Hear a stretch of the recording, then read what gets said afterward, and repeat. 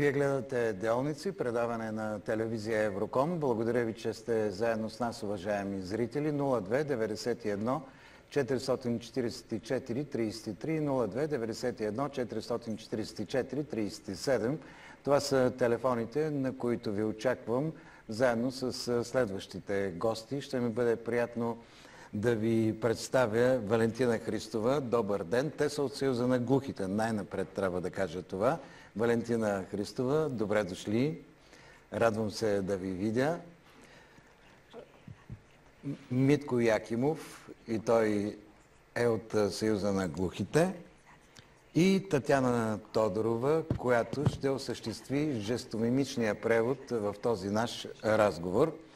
Поканих ви, защото вие излязохте на протест миналата седмица. Протест, който искаше смяната на председателя на Съюза на глухите в България, господин Васил Панев. Вие казахте в материалите, които бяха разпространени, че той ръководи еднолично и авторитарно вашият съюз. Защо се решихте на тези крайни мерки?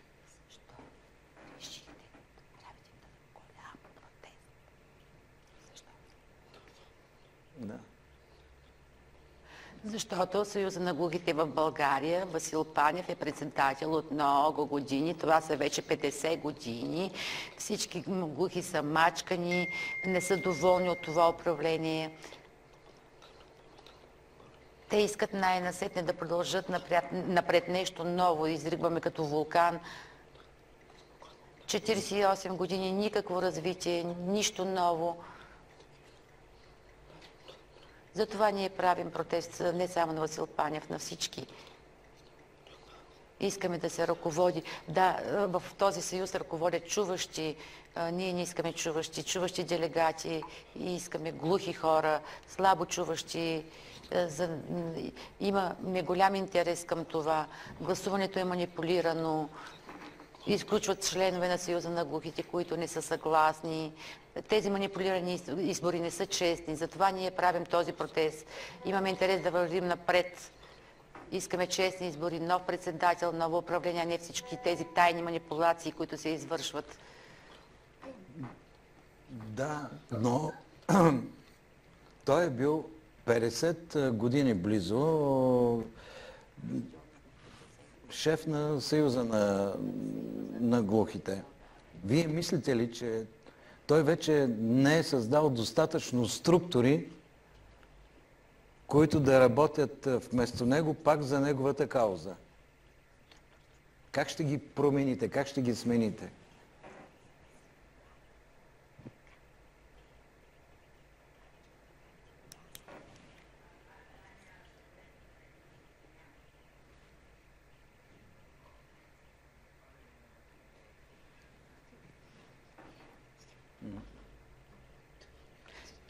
Искаме да кажем, че тази наша искана промяна е много трудна. Да, защото с тези звена, които са неговите, заедно управляват и ето това искаме ние, кардинална промяна и тях да махнем, не само Васил Панев, защото всички тези негови хора по места правят манипулации и по този начин управляват глухите. Ние ще се борим, ще продължаваме напред. Това са негови чуващи протежета, не може така повече. Аз искам заедно с зрителите да видим и част от протеста, тъй като говорихме за него, но да добием и зрителна представа за това какво се случи на този протест. Да, колеги, покритието.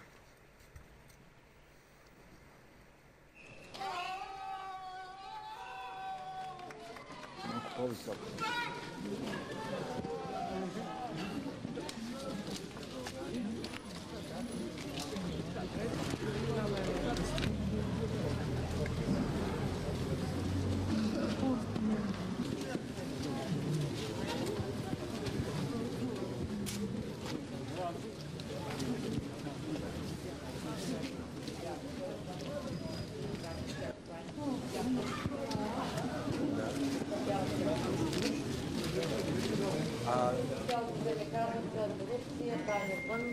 на цялото управление, обаче не само на Панев. Да, Вълнуват се хората от цялата страна, независимо, че на протеста... Колко са организациите в държавата? Колко организации са? Аз бих могла да кажа от тяхно име. Една е тази голяма неправителствена организация, която е национално представена и която по тяхни данни е около... Казвам, че това е най-голямата организация в България и около 5400 глухи има вътре в тази организация като Понеже членове. те са млади хора, аз разбрах. Понеже вие сте млади хора. Как стои въпроса с образованието, с обучението? Как успявате вие да се пишете? Как се вписвате вътре в образование като студенти? Вие двамата сте били студенти, доколкото знам. Да, нас не изпитват като чуващи, учим като чуващи, нямаме жестомимични преводачи. Да, най-големият наш проблем на глухите хора по принцип е липсата на жестомимични преводачи. Да. Да, аз съм също студент в Нов български университет, но ми липсва жестомимичен преводач. На мен ми е много трудно. Не разбирам какво говорят. Трудно е наистина, повярвайте ми. Нали, важно е да имаме жестомимични преводачи. Това е най-големият проблем. Има много проекти, които биха могли да бъдат направени за младите, но не са направени. Да, ние само ни лъжат, ще направим нещо за младите. Въпрос. Ти какво точно учиш, какъв студент? Театрално и актьорско майсторство в Нов български университет. А Валя е завършила Софийския университет магистратура, специална педагогика. Казвам Валя, студент Софийския университет, специална педагогика. Сега е учител в училището за деца с увреден слух в Павлово. Как те възприемат като бъдещ актьор, твоите студенти? Твоите приятели, студенти, какво мислят като бъдеще актьор? Аз мисля, че той ще бъде един от най-добрите мимове на държавата, като го гледах как да... Господин Колев казва, че може би той мисли хубави мимове в България, защото гледаш много хубава мимика. Точно. Той казва, да, надявам се. Аз съм вътре в този театър и преподавателите ме гледат и са много доволни от мен. Казват, браво, изненадани сме. Да, ти ще имаш голям успех. Да му го пожелаем, нали? Пожелава успех. Сега да се върнем към вашите протести. Мислите ли, че в сегашната ситуация те могат да променят нещо? Тези протести могат ли да направят промяна в вашата организация, Съюза на глухите? Може ли протестите да направят промяна?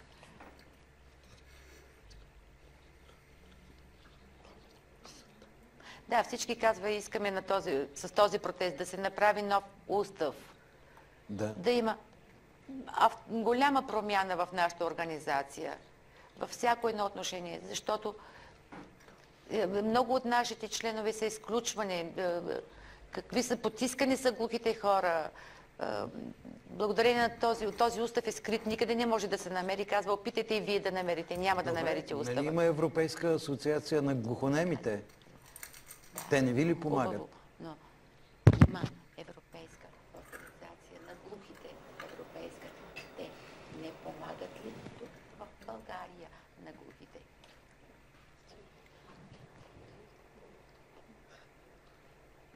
Да, Европейската организация казва, ние не можем да се месим във вашите вътрешни работи, във вашата държава. Трябва вие сами да се оправите. Вие сте членове на тази организация. Опитайте сами да се приборите с вашия проблем. Това е в България. Да, те ни подкрепят. Те казват, хайде, давайте, силни сте, правете нещо, но ние не можем да се бъркаме във вашата организация. Добре. Ние трябва сами. Какво стана на Конгреса?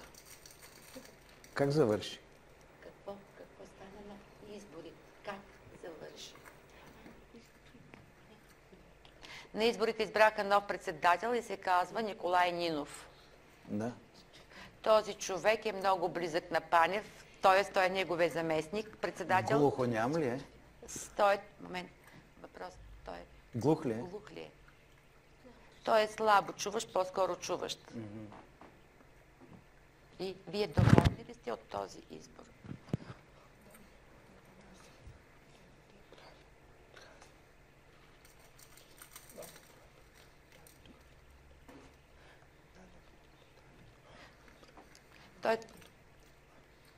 Той казва, че ще направи промяна, ще вървим напред, ще помага, но ако това не се случи, ние отиваме към нови протести и с искане за нови избори. Ще видим, ако Николай Нинов ръководи тази организация. Добре, да, нека да остане, но ако не прави така, ако продължава да прави както до сега правеше Панев, ние отново ще правим протести и имаме право. Да, няма да търпим повече. Да, в бъдеще искаме добро за глухите в България. Да, имаше много организации на глухите в цялата страна, обособени производствени звена. Продължават ли да съществуват? Къде намирате реализация? Защото вие сте амбициозни млади хора, учите, ще завършите университет, но има ваши... Да. Как се организира техния живот? Защото никак не е лесно в днешно време. Не е лесно в днешния живот.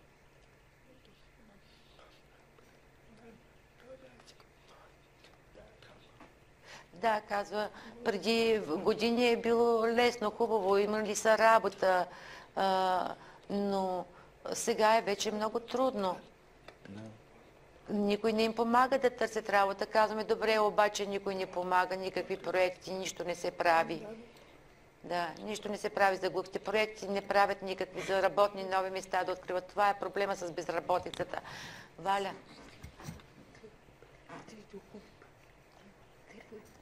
Да, искам да кажа също, че тук в България, Съюза на глухите в България има 13 предприятия, специализирани за работа, наречени тих труд, в 13 града, в най-големите градове. Но те са разрушени, не са ремонтирани, дадени са под наем и най-важното разпродадени. Къде са тези пари? Нямаме никаква информация. Какво се случва с тези отдадени под наем и продадени сгради и помещения?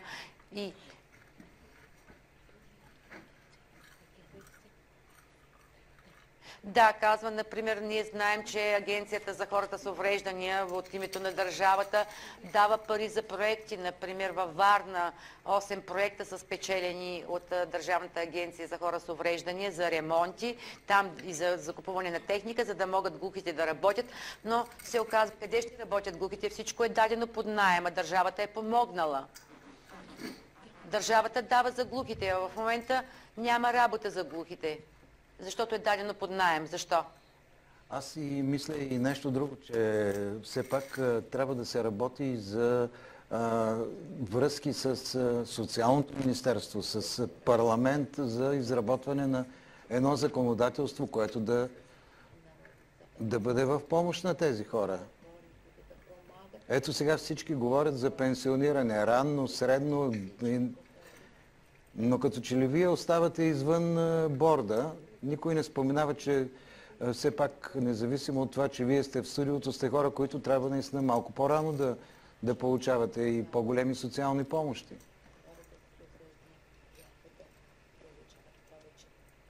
Това е политика. Казва, ние не...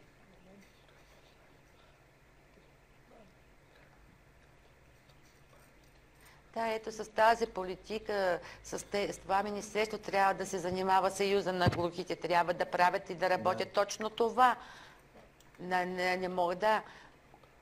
Това е много богата организация нашата.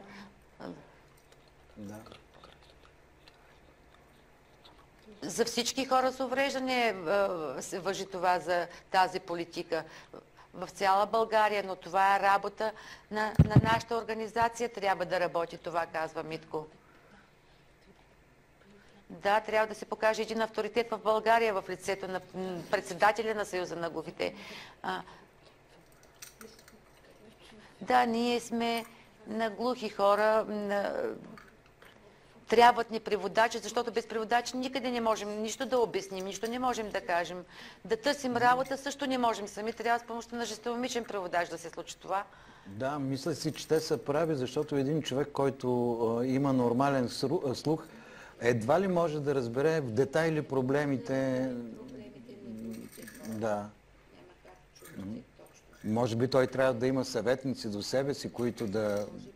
Да. Там горе в министерство, в парламента вземат други съветници, да разберат точно и хубаво. Обаче господин Панев, нали така се казваш той, отрече, слушах го по една от радиостанциите, отрече всички обвинения. Това,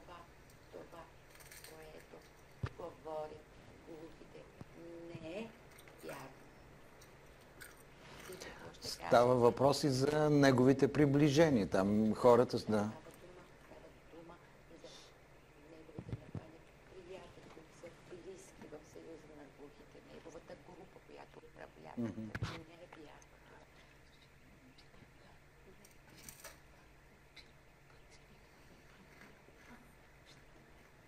Как да управлява в бъдеще?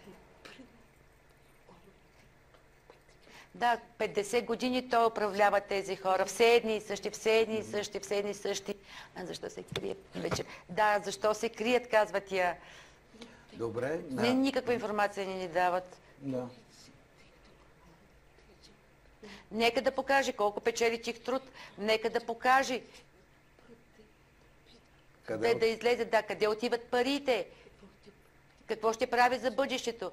Нека да се покажат разрушените фирми. Всичко е тайно, никаква информация няма. Кое не е вярно, че са разрушени предприятията, общежитията, на загуба, дадени под наем и с минимална заплата. Това е същото положение и с Съюза на слепите. Правих предаване. Това е равно с организацията на слепите. И всичко там е разрушено, да. Но искам да ви... Да. Нещо искаш да кажа. Да.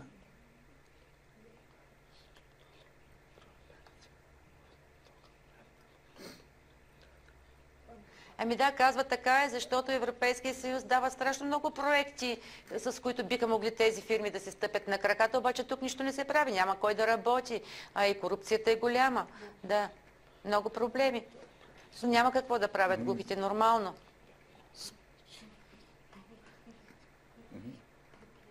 Да, примерно вика чуващите политици си мислят, че глухите нямат никакви проблеми, а то всъщност вътре е големия проблем. Добре, вие, понеже споменахте проблеми, изпратихте писмо до Комисията за борба с корупцията в парламента.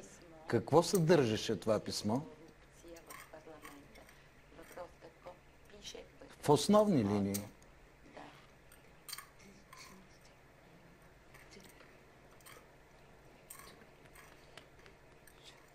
В писмото, да, пише за това, че са избрани делегати, които са платени, чуващи делегати, които са платени на този конгрес и манипулацията е голяма. Избрани свои хора, които получават заплата от него. Голям процент са чуващи делегати и голям процент са зависими финансово от господин Панев.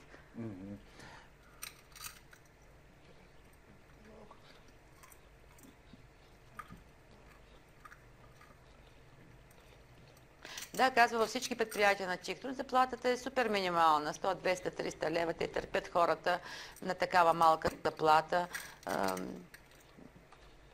Да, това го казахме за 8 проекта във Варна. Валя го каза вече. По време на вашия протест имаше много засилено полицейско присъствие. Имаше и, доколкото знам, отведени ваши колеги в полицейски управления.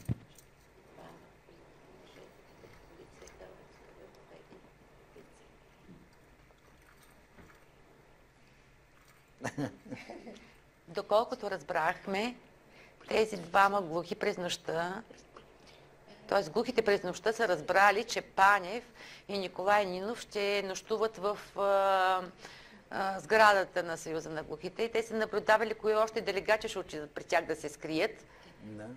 Да. И искали са да спрат делегатите и да питат защо влизате. Вижте, 3:30. Какво правите тук и се криете? Ама в 3:30 през нощта са отишли? Да. И съответно охраната ги е видяла, че точно от това се притесняват те, че глухите хора ще ги видят, че се крият там. Да. И охраната ги е видяла и е станала някаква такава суматоха. Да. Да казват, че той нито на влизане, нито на излизане Панев и Нино са се показали. И съответно там минава един от делегатите, който е управител на Тихтруд София. Да. Те го виждат и се втурват към него, защото го познават.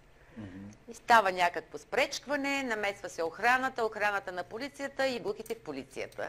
И само да вметна, че аз, понеже съм наясно и бях там през цялото време, аз ги така придружих до 4-то районно. През цялото това време адвоката, който беше на тези двама глухи мъже, казваше, че от Съюза на глухите са се обаждали през целия ден на протеста с искане да бъдат задържани максимално до 72 часа.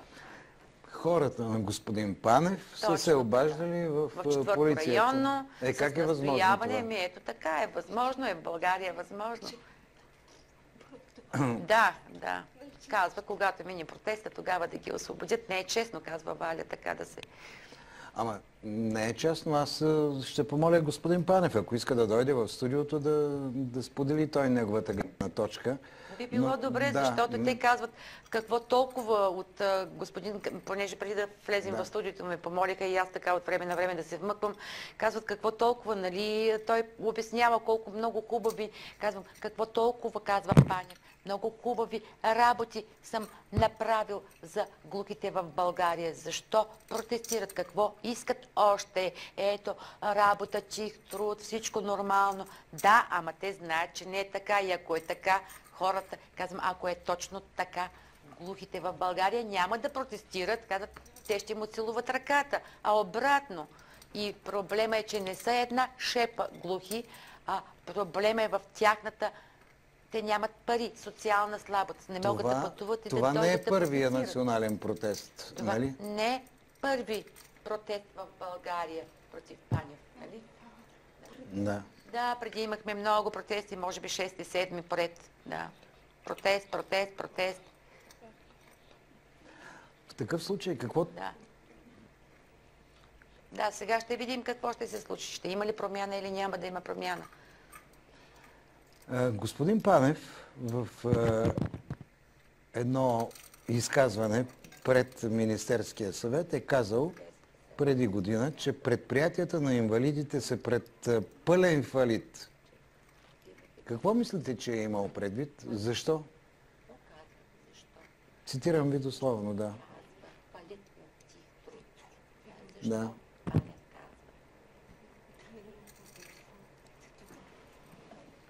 Тих труд, фалит. Вие знаете ли? Как нямаш информация? А защо е фалит?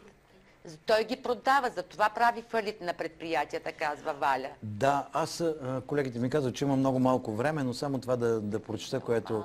Той е казал, че от 56-та година, когато е създаден труд, чета го набързо, извинявам се, да, успяхме със собствени сили да построим 13 съвременни за онова време предприятия, в които работеха над 5000 българи с слухови проблеми. Какво остана от това?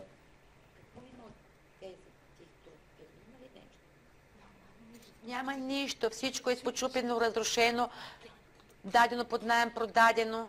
Нищо няма. Глухите намаляват като работници. Заплатата е паднала много. Всичко е старо. Каква е заплатата? Долу-горе, колко заплата на глухите в тих труд? Колко? 150-200 максимум. Има фишове, които са получавали заплата. Това е под минималната заплата, която е... Ами точно, и аз много бързо ще кажа, защото няма време. Обяснявам за тих труд, които фалит, защото имат по 100 хиляди задължения към НАП, към вода, ток. Да, неплатен ток, неплатени вода, при положение, че отдадените помещения под наем, да речем. Аз искам да ви помоля да продължим този разговор, защото времето ни изтича. Ще го направим, но нека да е след коледните и новогодишни празници. Ще продължим, обещавам ви, по-дълго да поговориме. Пак ще ви поканя. Сега искам да ви пожелая на вас, на вашите семейства, на близки, на приятели, много любов и много усмивки през новата година. През другата година. И те двамата благодарят Ще за ги поканим пожеланията. пак, а той да се подготви, да го видим какво Да, е. Валя казва, че ви благодари, че сте поканили, че сте ги поканили на разговор. Благодаря ви, че сте показали много хубаво протеста им. И нека Митко да подготви нещо, да го видим като актьор какво Добре, може. казва да направиш някаква пантомима, други път като дойдеш да види какво правиш. Добре. Окей, много ви Мерси. благодаря. Благодаря ви.